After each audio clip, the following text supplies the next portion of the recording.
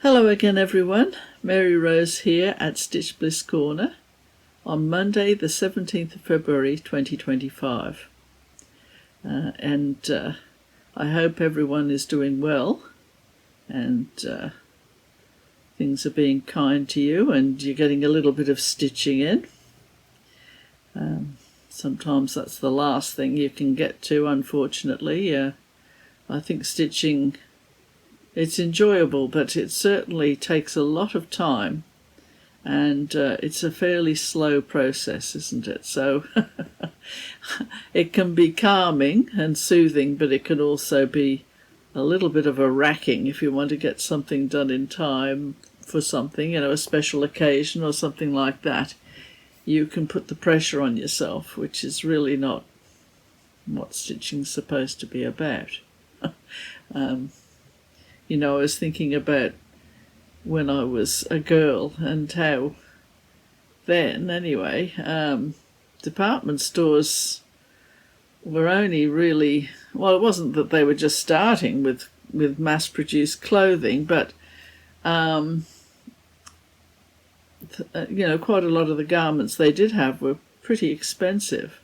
I can remember going with my mother to the fabric shop, the drapery and haberdashery and all that sort of thing, and you'd be leafing through the pattern books to find a dress, and my mother used to spend many hours on that treadle sewing machine making dresses for all us girls, because there were 3 of us in the family, and my eldest sister, I can remember she had a dress, and that was actually ready-made dress, but it had quite a plunging neckline, and my mother sewed in a little modesty piece across the front of it.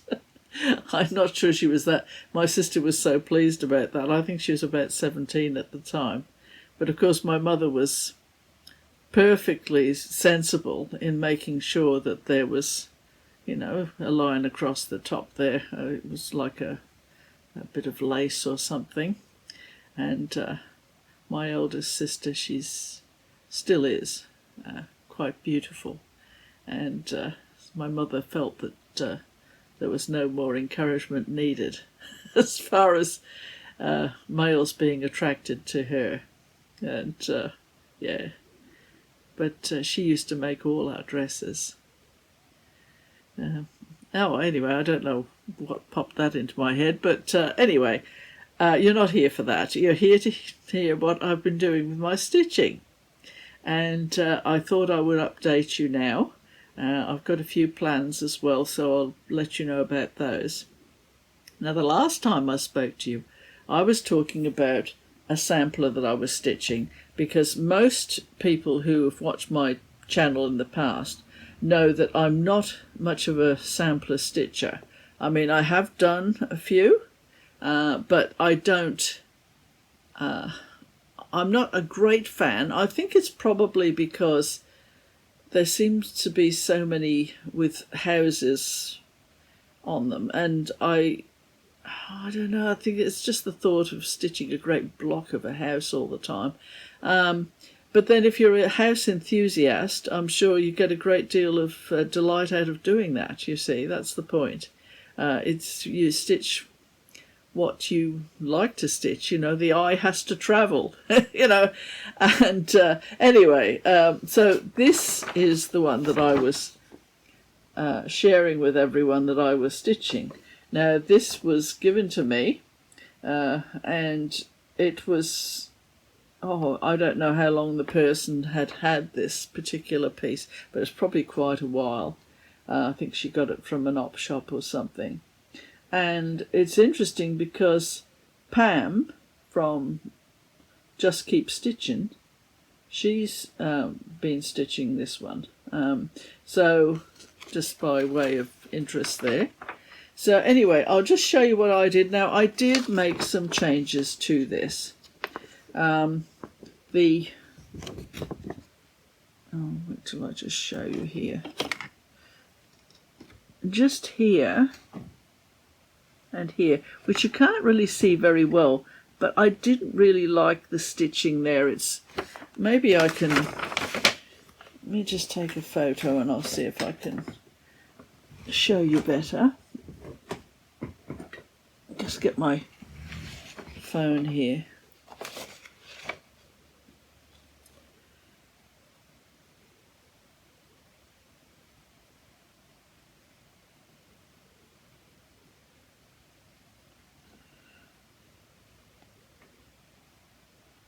I don't think that's come out much better actually.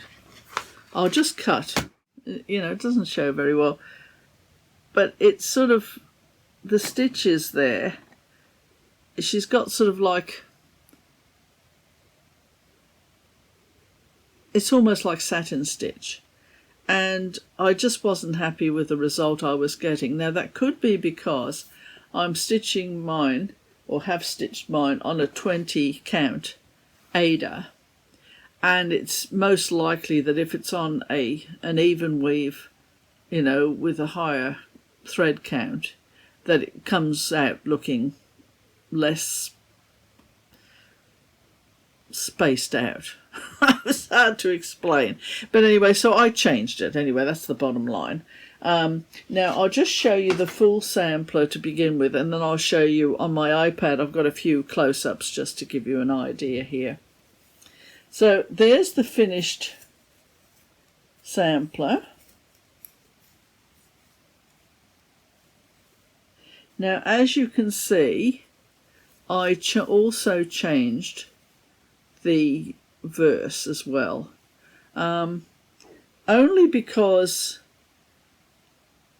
I didn't really want to be reminded of wasting time when you're a youth.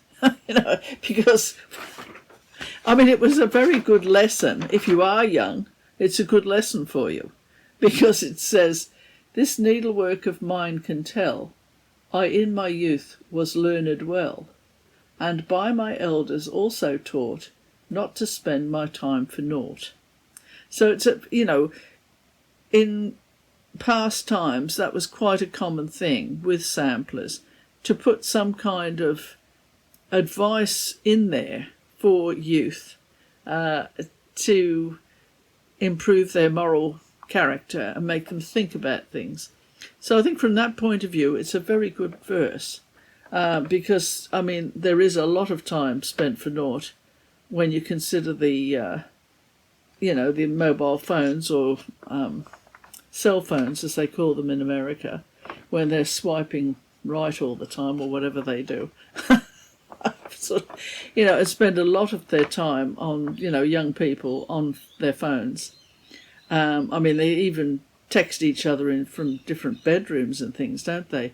You know, they don't actually talk to each other, which is another subject altogether. But anyway, so I decided that I just wanted to put on here, because I felt it was fitting, that "A Thing of Beauty is a Joy Forever" by John Keats, who was an English poet who died very young. I think he was only about 26 or something, and a very gifted poet, that's for sure.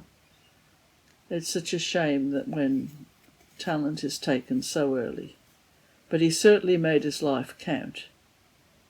Now, so that's the sampler, that how I finished it. I did try this in blue, the words in blue, but they didn't seem to fit. So I thought, well, I'll just stitch them in red instead. So I'll just show you.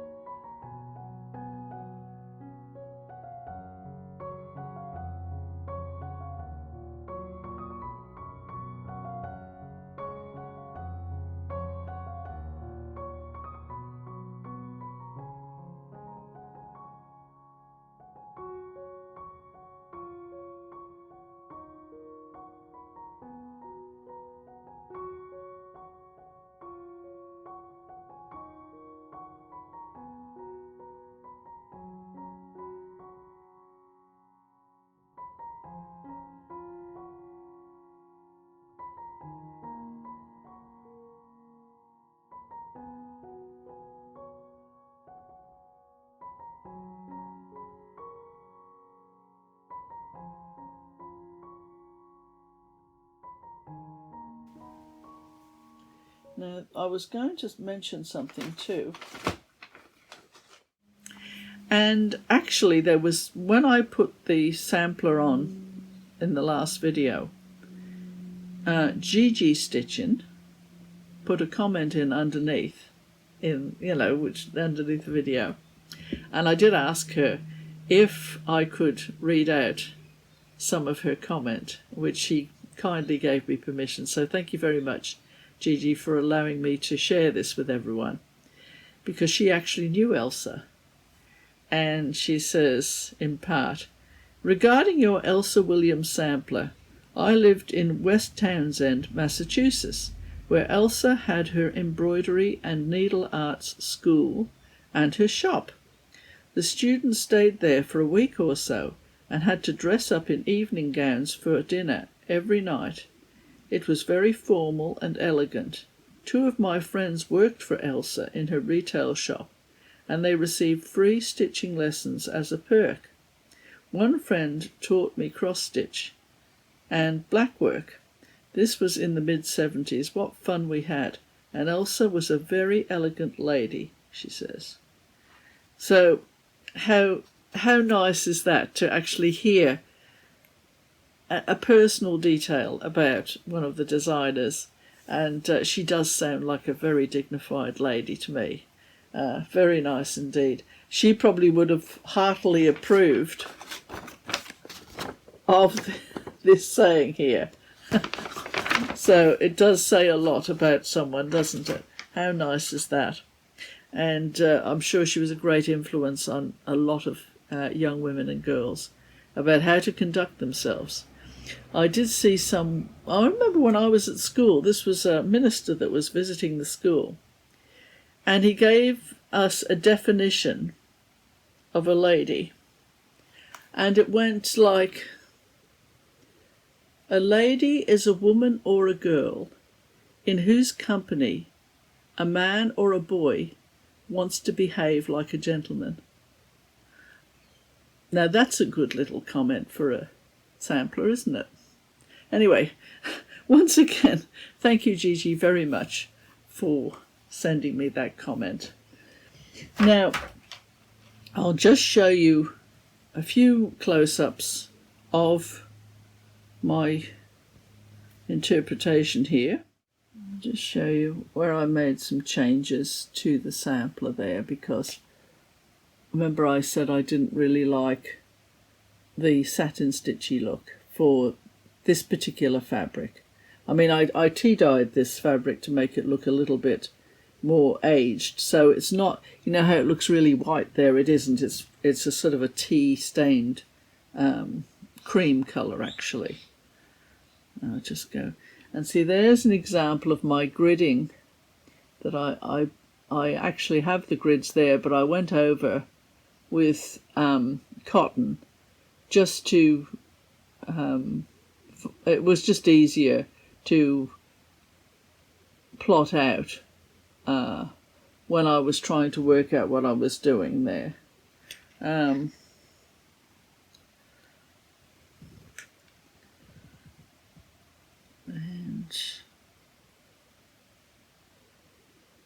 yes, this is when I was getting ready to do the lettering, because it's a lot easier if you've got your lines there for doing your lettering and working out how it can balance in the space that you have. And that's where I did it in blue, and I wasn't really happy with the blue. I didn't think it stood out far enough. And just that's the full. Now the actual urns down here, I changed those. I didn't want, there's some little bits that stick out on either side, I'll show you in a second, but I got rid of those, so with apologies to Elsa. So, see how it's got those little curly bits? I didn't want those. So this area here I've changed completely. I kept those, but I just didn't want that. because of the problems that I had earlier. Yes, I just put that in the middle there and called it a day. And the bottom here, that's also different now I think about it.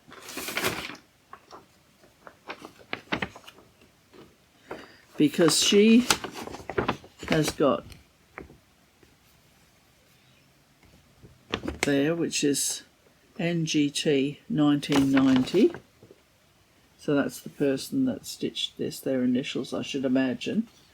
And I just put John Keats's date of birth and his date of death. So, yeah. So anyway, that was my interpretation of her beautiful sampler. And I just thought I would share that with you. I've got a lot of different bits and pieces here and not a lot of space to put it all in, which is my own fault because I'm naturally someone that seems to clutter myself up. Now, I think Elsa inspired me then to have a look at some Blackwork. And I do have this book here by Lesley Williams, Blackwork. And it's quite fascinating. And I thought I'd just read you this little introduction here. She says, Blackwork is a counted thread method of embroidery using straight stitches in a contrasting colour worked on even weave fabric.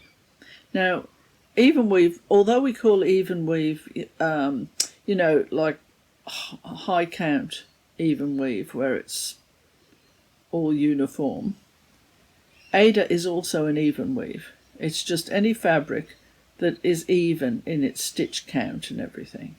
Whereas linen is not an even weave usually, unless it's been specially put together in some way to make it even. It tends to have slubs and all that sort of thing in it, which gives it, a certain character, but it certainly isn't an even weave, Anyway. The true origin of this type of embroidery appears to have been the Moors, who in the 13th century travelled to England with soldiers and noblemen returning from the Crusades in the Holy Lands. In Chaucer's Canterbury Tales there is a description of what seems to be Blackwork in the Miller's Tale. Her smock was white and embroidered in front and back with coal black silk, and embroidered also on the inside and outside of the collar. It's believed that the Spanish princess Catherine of Aragon, who of course was the first wife of Henry VIII, brought Blackwork to England with her in 1501. 8 years later she married Henry VIII, and for more than 20 years she influenced the English court with her passion for embroidery. The stitch she used was known as Spanish work. It had become part of Spanish culture during the rule of the Moors. There were many portraits painted at this time showing people wearing clothes decorated with blackwork embroidery. One of the blackwork stitches was named after Henry VIII's court painter, Holbein, because so many of his sitters displayed it. Blackwork's closely textured stitching was not only decorative, it was also used to reinforce collars and cuffs and to disguise dirt during a time of poor hygiene. The poorer classes also stitched the delicate designs on their clothes as a cheaper alternative to lace, which was difficult to obtain due to high taxes. After Catherine's divorce from Henry in 1533, the Spanish influence disappeared, so the term blackwork replaced Spanish work. The stitches used then are very much the same as today. Patterns can look complicated, but the stitches are very simple. And this is Lesley's little piece here. When I was 10 years old, I discovered blackwork and cross-stitch samplers on a school visit to the Victoria and Albert Museum. That day led to the passion I still have today for this form of embroidery. Apart from the excellent needlework and crafts teachers I had at school, I have had no academic training and owe my skill in this craft to sheer determination, hard work, patience, and the fascination I have for blackwork and cross-stitch. I hope that, as you turn the pages of this book, you will fall in love with blackwork. Well, what a lovely thing to say. She sounds like a very nice person. Now, there's one more thing I'm going to read, and I'm going to show you what I've been up to with blackwork. So this has been leading somewhere. And it's this is Figures, Birds and Animals, illustrations of strange animals and birds from far-off lands, and books such as Aesop's Fables have additional material for motif work. Wallpaper and lining papers of the late 15th century depicted English birds, butterflies and floral fruits, and these motifs appear in blackwork designs of the time. Boxers, or pugilists, were representations of the human form, and were often depicted carrying hearts, acorns or flowers. The term boxers is a modern interpretation referring to their stance. One explanation for their significance is that they are lovers exchanging gifts. They have also been referred to as Renaissance cupids and as early representations of Adam and Eve.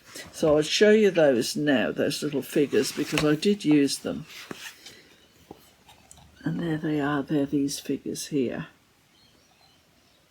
And there's one down there. Okay, so I'll show you. That got me started. This book I've had on my shelf for a long, many years. I always thought I'd have a go at it. I have done one blackwork before, but it wasn't from Lesley's book. It was from a different book. So I started out just doing a little bit of practice, which it's a little bit of practice there. I decided to try with some different colour. Hope you can see that all right. The light seems to be a bit lacking today. I'll try just see if I can move these things here.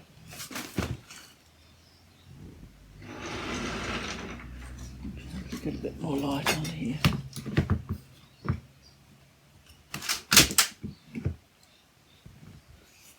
That has helped or not. Anyway, so that was one little sample I had a go at.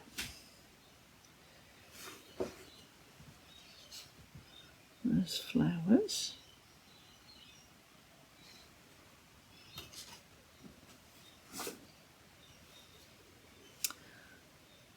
And then I started to do this guy here, but he started to look a bit bizarre, so I thought, well, I might just leave that one. So that's that.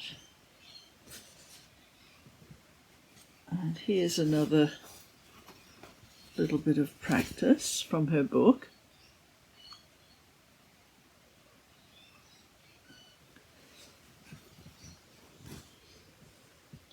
And then I went all in, boots and all, after that. I thought, right, time to stop mucking around here.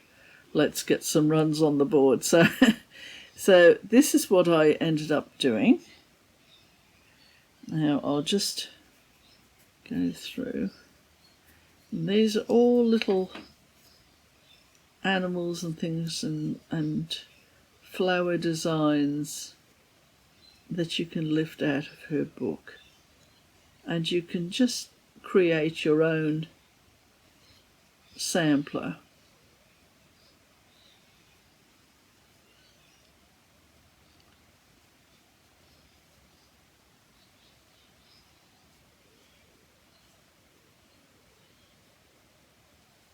So basically what I did, and I don't know if it was subconsciously or consciously, but I started out with the actual blackwork there, and then I did a line the same but in colour, and then just another line of black again, and then colour, then black, and see, I sort of did the birds, deer, birds, people.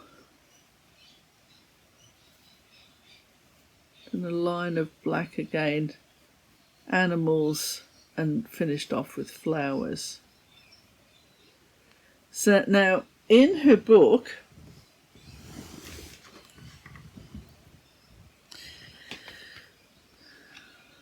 the animals, let's find here. It's a slightly delicate point, but he seemed a bit too well endowed, shall we say. So what I did was make the animals slightly less well endowed.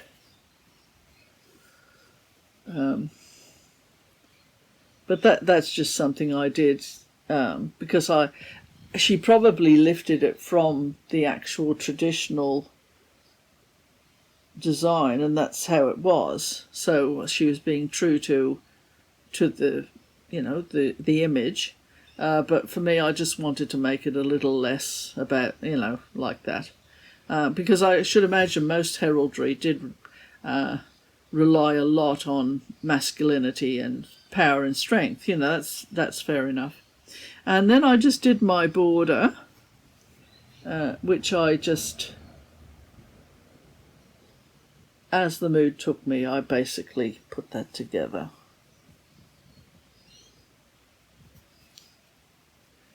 So that was very enjoyable indeed, doing that, I have to say. So, I don't know, I seem to be getting all these bits of threads, but so that was my sampler.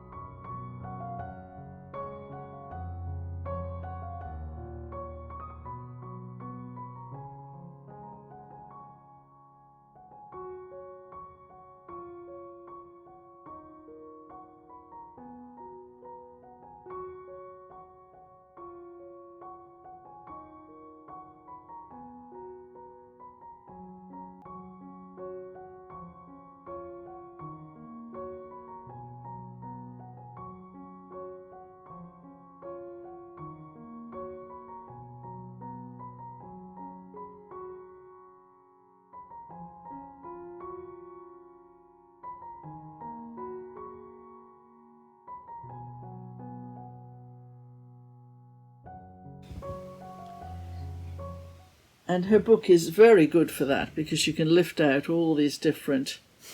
She's got some examples of samplers in her book, which I'll just show you one of the pages here so you can see what I'm getting at.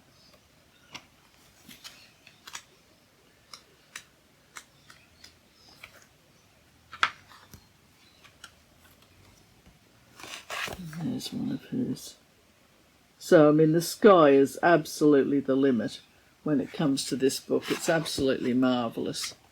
So, there we are, Lesley Wilkins. And I'm sure she's helped a lot of people to build their own sampler. Now, there was another... I don't know what made me pick this book up, but I just... Once you get the bug, that's it, really. Traditional Embroidered Animals, Sarah Don. So I was just leafing through this, and I came across this rather magnificent cat. And I did my cat differently. So I just thought I'd show you. Now try and remember what that cat looks like, because I think he looks rather splendid. But I just didn't end up doing him that way. Mine looks... Well, it doesn't look the same as that one. Here he is. Now, I got 3 pieces of this size fabric. And I showed you the other one was, where I did some of those Blackwork samples and everything. I just used the same kind of one of the 3 pieces of fabric. I used the other 2 for just practicing and everything. So I decided to do him black, and he's and then I just, once you get started, you just keep going. And this here is actually wool. The red and the yellow, that's ordinary cotton. I'll show you the cotton in a minute. And as if that wasn't enough, because I sort of put that yellow there, and then I put some yellow on him as though he was reflecting it from a fire, almost as though it was a fire there. And then, as if that wasn't enough, to finish off, I put some little gold tassels on the cushion. So really, once you get started with, it's almost like painting a picture. It kind of, things take over a little bit.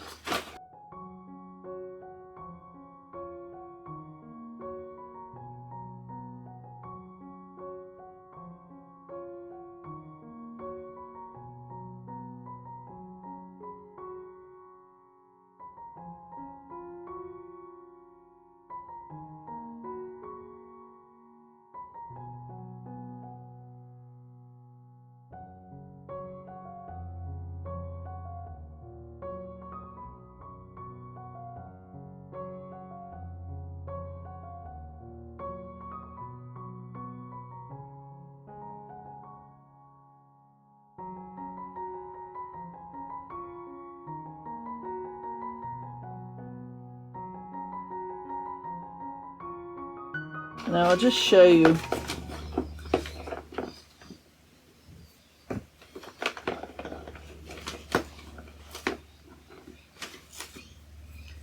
Now this is the thread. My daughter, see, it's wool. My daughter had a thing called a patch pizzazz. It was a toy she had, sewing machine, and it had printed cotton fabric, like a ball or an image like a little teddy or something like that. And the machine, the patch pizzazz machine, took this wool through the needle. It was just like a little sewing machine.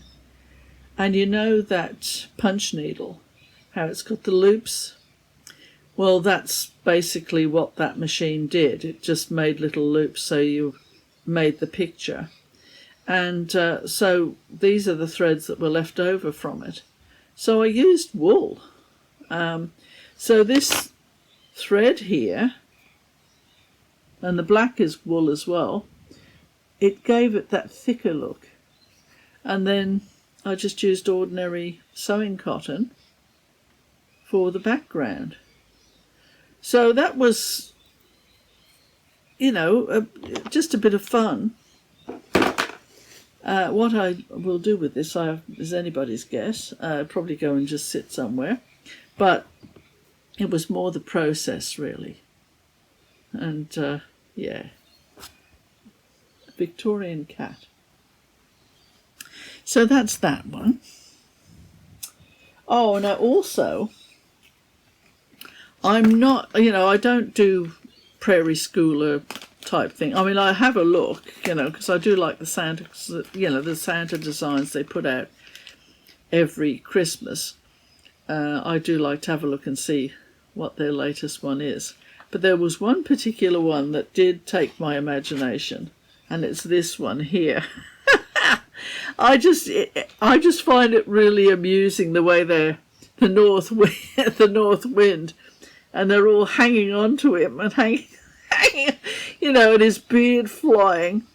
And I thought, really, I should try and do that sometime this year, ready for Christmas, because that whoever designed that has got a great sense of humour. I mean, even the candy canes just flying off. So Harlequin got that one for me. I did ask him to get it. So there's that one. Now, I have been working on my soldier that I showed you last video. But I won't do you an update on that because I haven't done that much more on him. So I'll just leave him for the moment. I'll just get Harlequin to put a picture in here of what I'm stitching so you'll know what I'm talking about, anyone who didn't see the last video.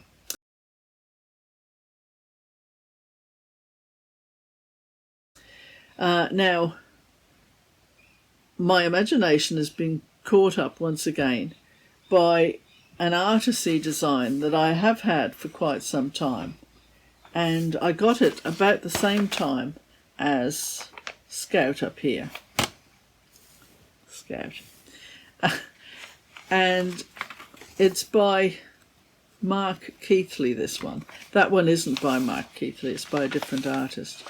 Now, this is the original Mark Keithley's design. Now, usually, with an artist, I do like to stick with what the artist has painted and go from there. But so all that background is stitched. But then I really wanted to do this particular one. It's called Thunderbolt.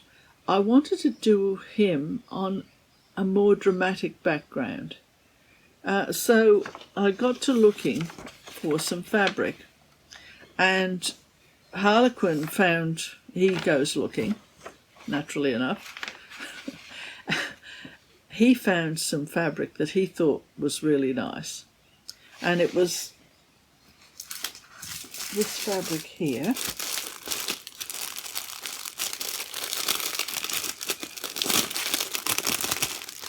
Now, I do have the name of it, but I haven't got it right now. Oh, maybe I do, because I think I've got the information on this side.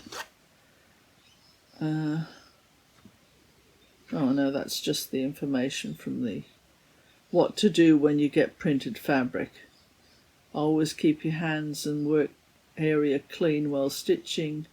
It's not recommended to wash a printed Ada because this is printed. If you must wash it, you have to use very gentle soap, and so on and so forth. So we got this from Easy Stitch. Anyway, I will give you the name of the fabric. I'll get Harlequin to print it here. So here it is.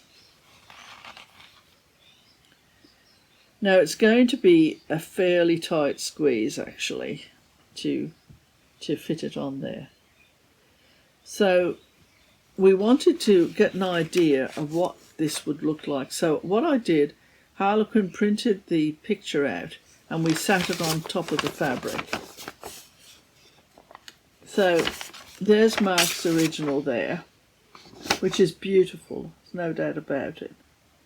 And there's what I'm intending.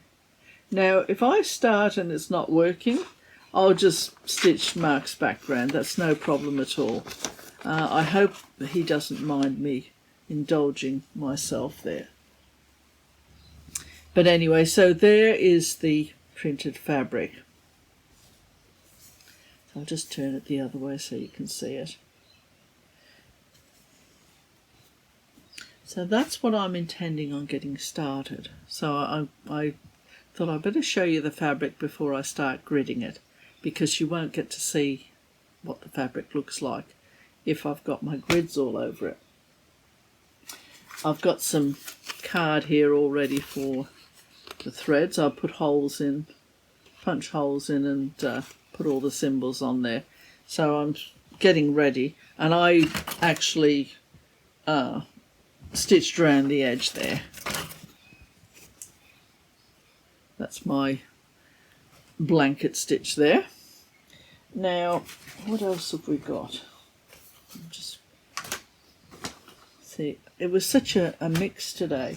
I really didn't know how to go about doing it, and I probably missed out a lot of things I was going to tell you, because I think what I'll have to do in the future is actually write things down as they occur to me, and then I can, tell you, rather than showing you things and hoping things all just come into my head.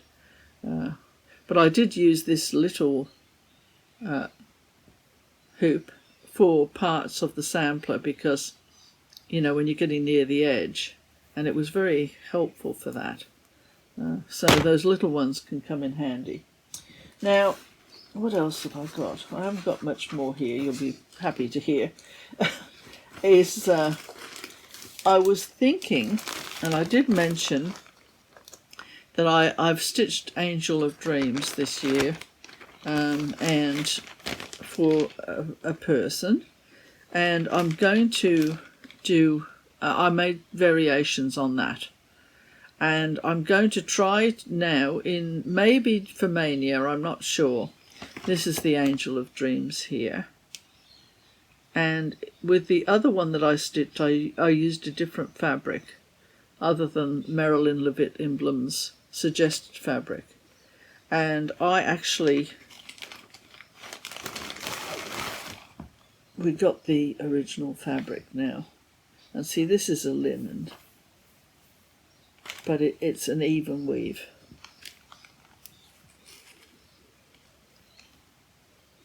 You can see that.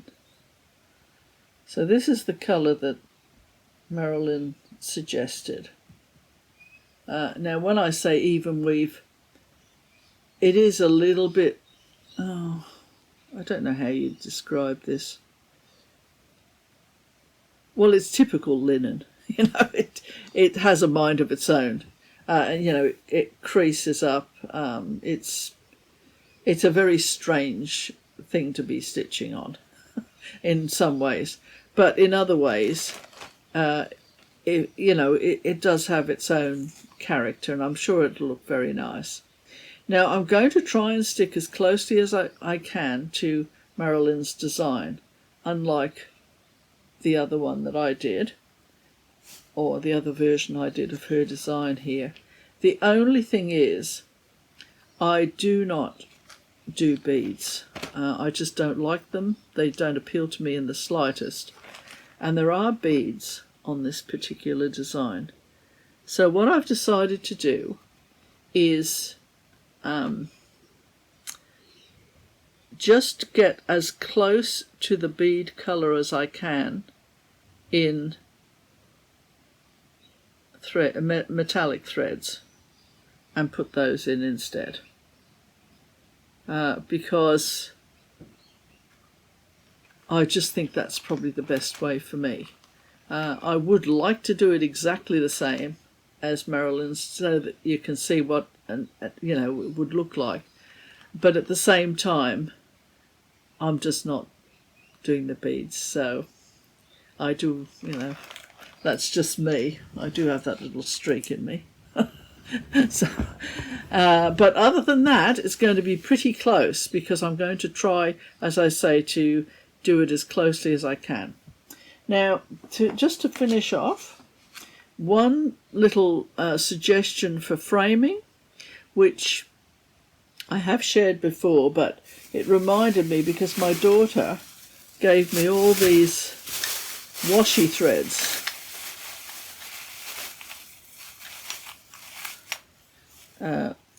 And they're just very useful when it comes to framing. See, that's just like a little, you can stick it on, if you had a mat, for example, and you wanted to jazz the mat up, if it was just a plain mat when you're framing, you could put some tape on there and brighten it up. See, that's got stars on it. Or little polka dots, you know, there's all sorts of things. That's a glittery silver. So, and I have used washi tape on one of my stitchings, and it was this one called Beach Babies. It's a Dimensions design, and as you can see, I had a frame already, but it was a little bit too small for the design. So I put some washi tape there around the edge just to hide that, and it worked really well. I just love this little Beach Babies. I think it's gorgeous. Dina from Half Stitch Cross Stitch, she stitched this one. I remember hers. She did a beautiful job. Now, I just thought I'd show you what I discovered. It's a nativity scene, but it's one that's different, and it has a real charm about it. And it's called Animals in Manger. And just look at it. Isn't it just lovely? All from the animal's point of view. And these domestic animals across the front there.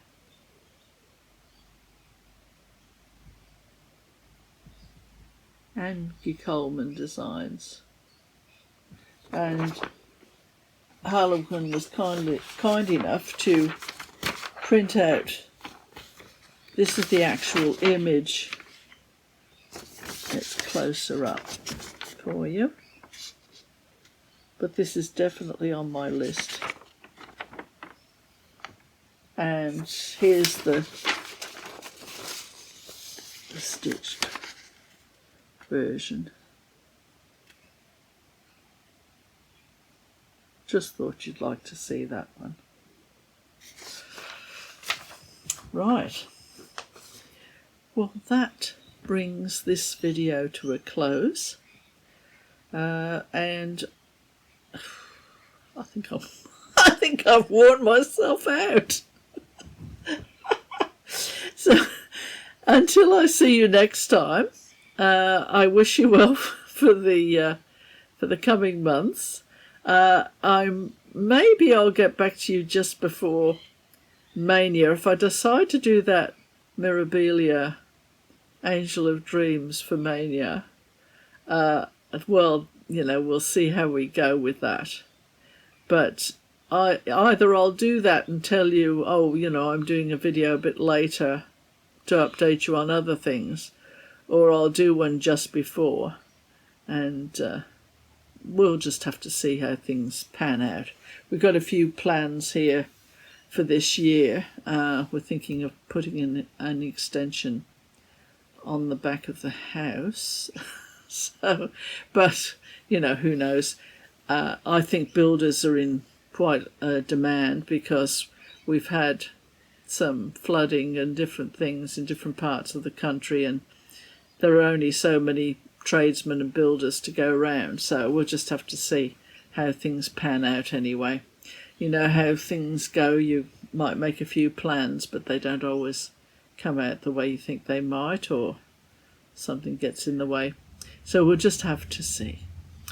Anyway, all the best until I speak to you again, and here's Mary Rose at Stitch Bliss Corner signing off. Bye for now.